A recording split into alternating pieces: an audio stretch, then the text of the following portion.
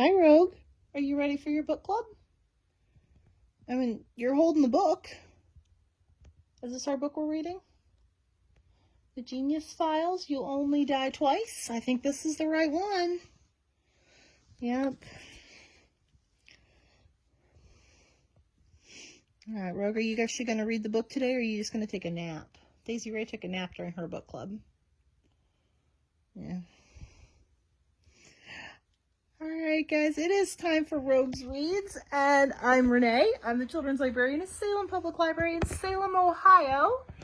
And this is Rogue's Reads, our virtual book club for kids in 4th to 8th grade.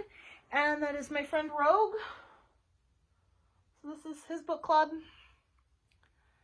And Daisy Ray's over here on the other side. Daisy Ray is taking a very long nap. She didn't even wake up to do her own book club. But Rogue is actually down here now. So we are reading The Genius Files, You Only Die Twice, which is book 3 in this series. It's by Dan Gutman and published by HarperCollins Publishing. So thank you to Dan Gutman and HarperCollins for allowing us to share this book this way. So we've been following Coke and Pep. They left California with their parents in an RV, and the whole trip across the United States. The Genius Files creator, Herman Warsaw, is trying to kill them, and he's got several henchmen that are working on trying to kill Coke and Pep, who are twins. They're 13.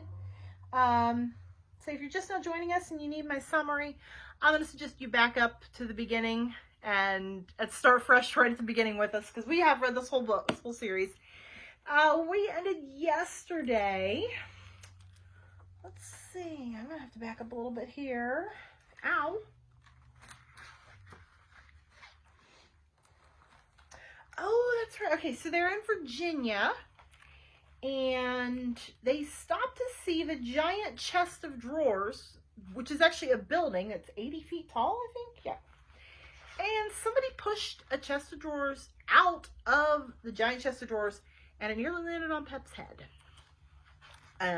Coke saw it just in time and rescued her. So that is where we are. We are in Virginia. If you're following along on the map, I believe they are in High Point, North Carolina. Oh, is that where they are now? Wait, maybe they were, I'm sorry, I think I told you Virginia, and they are actually in High Point, North Carolina. Yes, they're in North Carolina. I went back a state. All right, so chapter 13, No Brainer. It took less than 2 hours on I-85 and I-40 to make it to the eastern edge of Raleigh, the capital of North Carolina. Coke whiled away the time listening to music and gazing out the window. Pep wrote postcards to her friends back in California. As the miles rolled by, the freak accident in High Point began to recede from their minds. Dr. McDonald took exit 13A off the Raleigh Beltline toward downtown and made a left on Sunnybrook Road, and from there was a short distance to a parking lot outside a brick building with a sign out front. Poe Center for Health Education. Health education, Coke groaned, taking out his earbuds. You gotta be kidding me.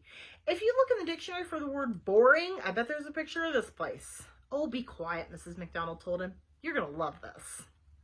Construction work was being done in the small parking lot, but finally Dr. McDonald found a spot big enough for the RV. The family had to dodge a backhoe and cherry picker to get to the front door of the Post Center. Would you like to see our walk-in brain? Asked the lady behind the front desk. Yeah, who wouldn't? Certainly, said Mrs. McDonald. That's why we're here. She pulled out her camera and notepad. Walk-in brains are cool, Coke admitted. Way cooler than brains you can't walk in, added Pep. Behind them was an enormous floor-to-ceiling gray, human-shaped head that looked like it had poked its way up through the floor from below. There's the picture of it. You can enter behind the ears, said the lady at the front desk. It was almost completely dark inside the big head, and then the brain started talking. I'm sleeping, a voice said. I'll be with you in a second. Suddenly, 2 video screens flashed on where the back of the eyes would be. The McDonalds sat on benches and looked around to see sculpted red and blue blood vessels and veins running up and down the walls. They were pulsing, dimming, strobing, and changing colors. The faint sound of a heartbeat could be heard throbbing in the distance. "Welcome to my brain," boomed a voice coming out of a hidden speaker system. Using 3D rendered images, the brain explained how it works, grows, learns, and needs to be protected from injury. It was educational, but not in a way that made you want to get out of there as soon as possible. That's good. "Some reflexes are voluntary," the brain said, while other reflexes, at that moment, a bunch of colored Nerf balls came shooting out of holes in the wall and flying all over the inside of the brain. The McDonald family screamed as one, "Are involuntary." When the short video was over, the lights came up and the McDonalds were directed to exit through the ear on the other side of the head. Mrs. McDonald jotted down some notes for Amazing But True. Signs pointed to the room adjacent to the walk-in brain, where visitors could find TAM, which stands for Transparent Anatomical Mannequin. TAM is a life-size, slowly rotating statue of a woman, one foot slightly in front of the other and her arms out as if she was taking a bath. Oh, and you could see right through her skin. Half of Tam was muscles and blood, and the other half was bones, and you could see her heart beating behind her ribs. "That face is creepy," Pep said, staring. "Look at the way her eyes bulge out." "My kidneys serve as a natural filter of my blood," Tam said through a video monitor a few feet away. "They remove waste, which are diverted to my bladder." Tam's kidneys lit up so the twins could see where they were located on her body. Pep touched small intestine on the video screen, and it lit up while Tam talked about her small intestine. In all, Tam explained 15 of her body parts, and after each one, she would smile and wink. "That was cool," Coke said as they left the post center. Mrs. McDonald allowed herself a secret smile. She had just been paid the ultimate compliment by her teenage son, and she knew that if she reacted in any way, the moment would be ruined. Next to the parking lot was a playground with a giant ear, a sliding board in the shape of a human tongue, and other apparatus involving the human body. Coke and Pep considered themselves a little too old to play in playgrounds, but there was also a rock climbing wall, a zip line, and a heart rate monitor to hold their attention. Kids could run around and then place their hand on a piece of metal for 10 seconds to see a digital readout of their beating heart. The twins spent about a half an hour in the playground before Dr. McDonald started hinting that it was time to get back on the road. "This place will be great for Amazing But True," Mrs. McDonald said as she opened the playground gate. "That walk-in brain was—" "Watch out, Pep!" Coke suddenly shouted.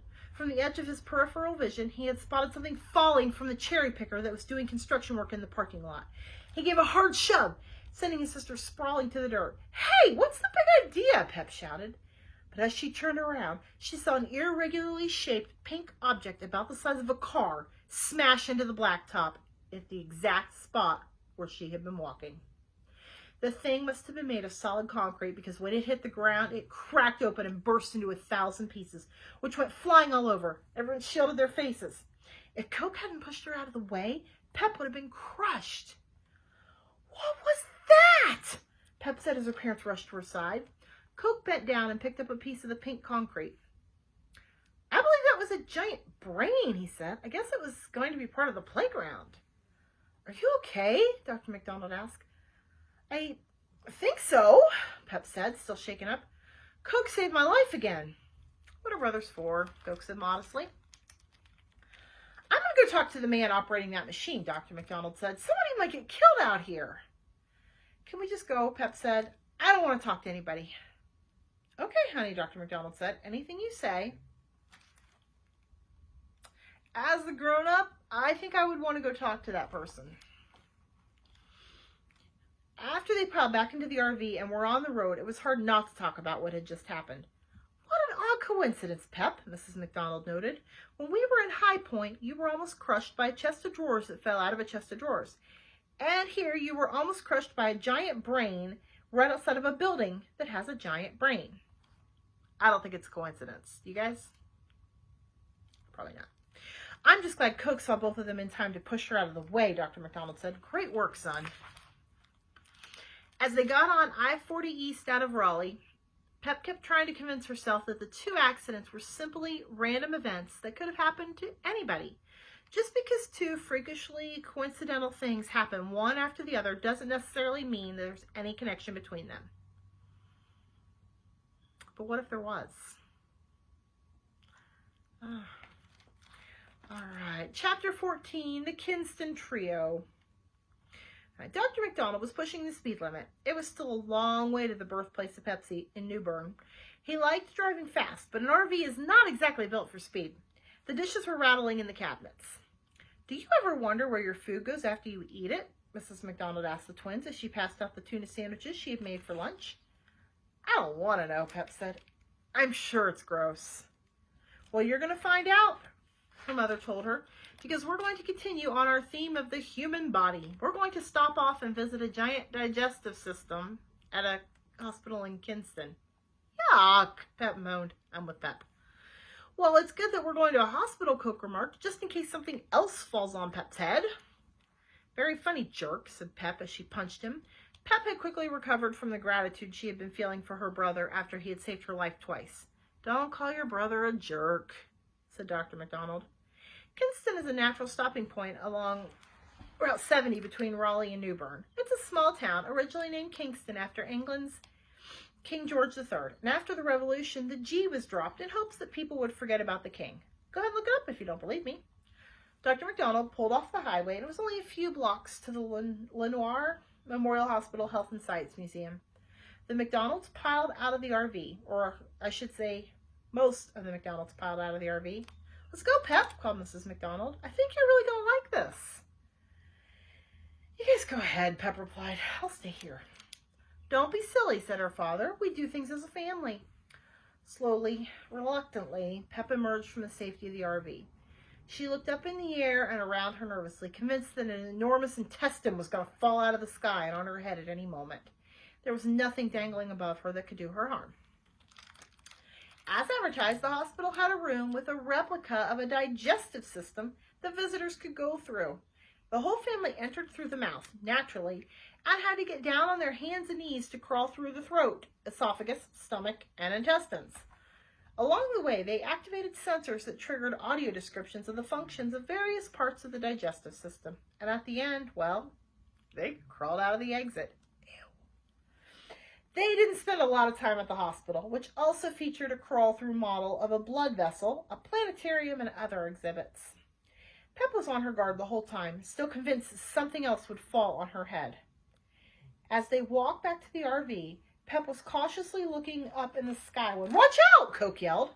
Pep hadn't noticed, but directly in front of her was a pit, camouflaged by a thin layer of leaves.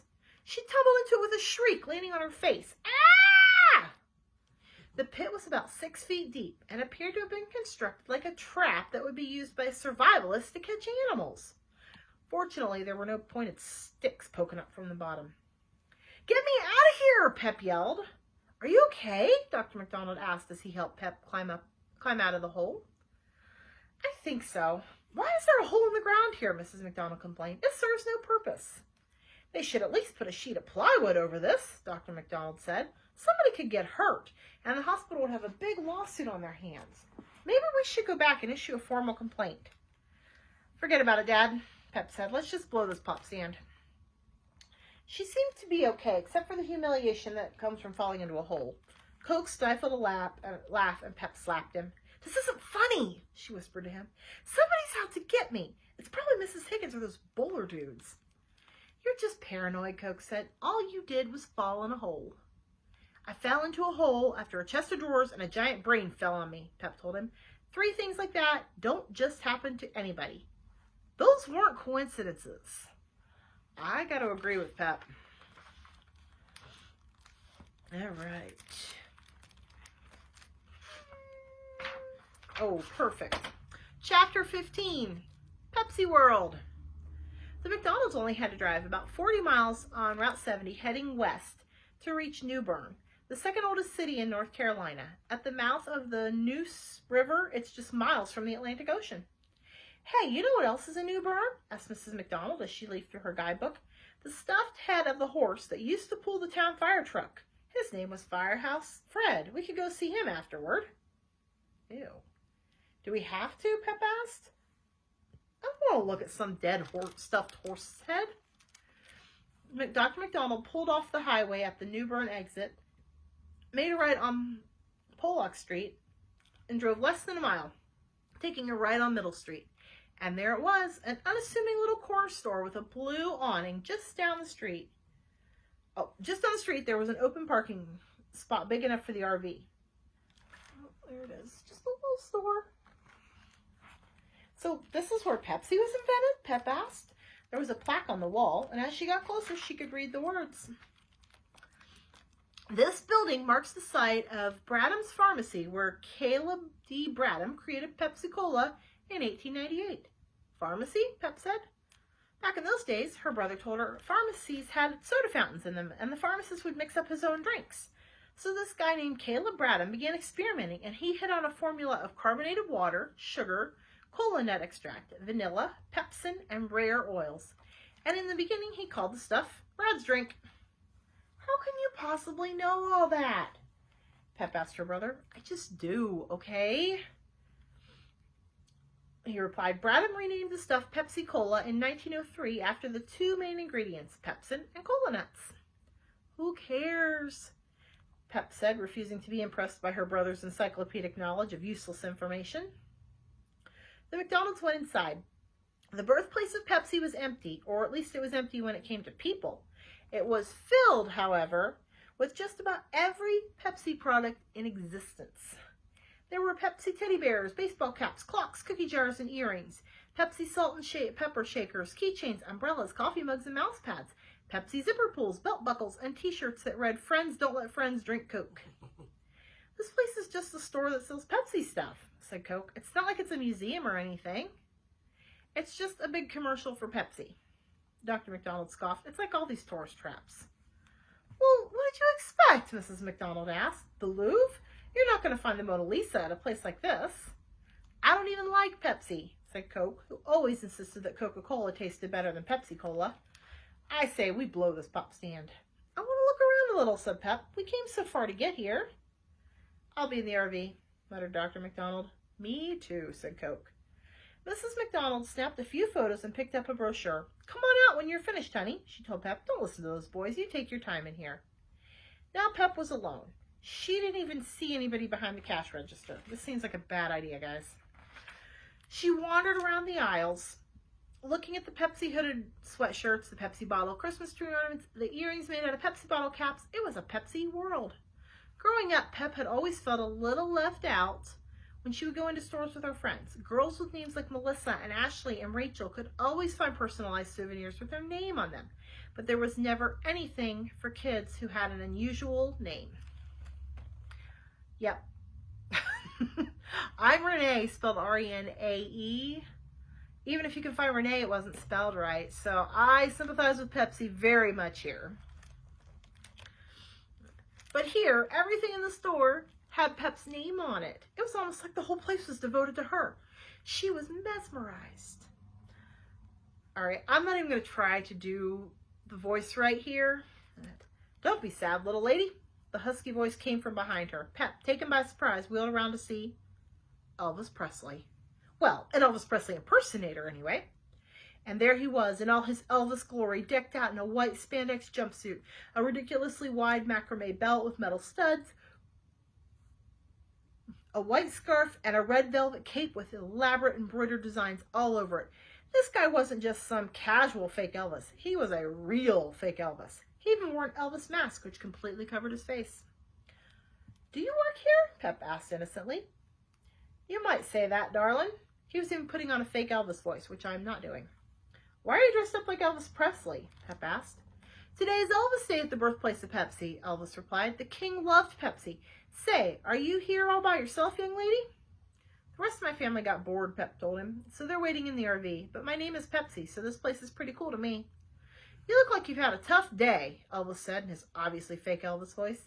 Yeah, Pep said. A chest of drawers and a giant brain nearly fell on me. And then, while I was looking up in the air for the next thing to fall on me, I fell into a hole. Too bad, Elvis said. Maybe Elvis can make it even worse. But Elvis grabbed Pep roughly by the elbow, then picked her up and carried her to the back room of the store. Help, let me go. Get your hands off me. There was a creaky set of wooden steps. Elvis dragged her down them into a dingy basement with nothing in it but a chair, a metal tub, an old refrigerator, and one light bulb hanging from a wire. Let me out, Pep screamed. Help! Anybody! Scream all you want, Elvis said as he got a rope and began to tie Pep to the chair. Get it out of your system. You'll feel better. What are you doing? Pep begged. Who are you? Why are you doing this to me? Are you the one who dropped the chest of drawers and the giant brain on my head? Don't be silly, Elvis said. The king would never do something like that. I pay people to do those things for me. Why? What did I ever do to you? Pep yelled, struggling against the ropes. You ask too many questions, for one thing, Elvis told her. You're starting to get on my nerves. Things will be a lot better once you're dead. Dead? Pep gulped. Why me? Stop! Let me go. Who are you? Are you working with Dr. Warsaw? The ropes were tight. Pep wasn't going anywhere. Elvis pulled the metal tub over and jammed Pep's feet into it. I guess you didn't get the message I sent you, he said. What message? Remember the fireworks on the 4th of July in Washington, Elvis said. Remember the message at the end? The cipher, Pep asked. Yes, I saw it. Level, viz, I figured it out. Elvis live. No, you dope, Elvis said with a laugh. I thought you were such a smart cookie. You got it completely wrong. Well, if the message didn't say Elvis live, what did it say? Elvis looked at her and laughed again. Evil Elvis, he said. And that is where we are going to stop today. So Pep is locked in a basement with evil Elvis. We will pick up there tomorrow and find out what happens. Hopefully she gets rescued. I will see you guys tomorrow. Rogue has left me again. Oh, he's scratching his head on a box. So I will see you guys tomorrow. Have a wonderful evening. Bye.